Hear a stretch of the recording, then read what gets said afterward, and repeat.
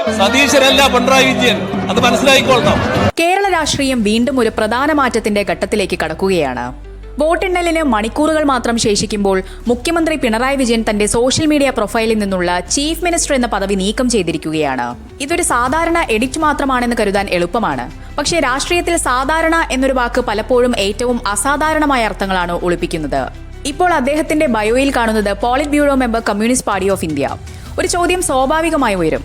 ഇത് വെറും പ്രൊഫൈൽ പുതുക്കലാണോ അല്ലെങ്കിൽ ഫലത്തിനു മുൻപുള്ള ഒരു സാവധാന രാഷ്ട്രീയ സൂചനയാണോ എന്ന്. കാരണം ഈ നീക്കം സംഭവിക്കുന്നത് ഒരു സാധാരണ തിരഞ്ഞെടുപ്പിന്റെ പശ്ചാത്തലത്തിലല്ല.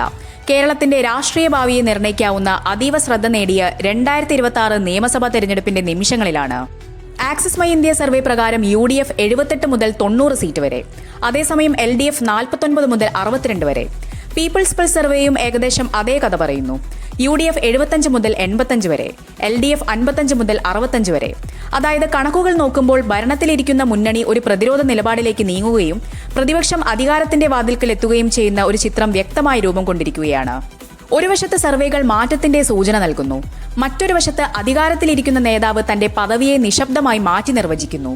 ഇത് യാദൃശികമെന്ന് വിശ്വസിക്കാം, അല്ലെങ്കിൽ രാഷ്ട്രീയത്തിന്റെ ശൈലി അറിയുന്നവർക്ക് ഇതൊരു കൃത്യമായ സമയക്രമത്തിലുള്ള സൂചനയായി തോന്നാം. ചിലപ്പോൾ വലിയ പ്രഖ്യാപനങ്ങൾ പ്രസംഗങ്ങളിലല്ല, ഒരു ചെറിയ പ്രൊഫൈൽ മാറ്റത്തിലൂടെയാണ് വരുന്നത്.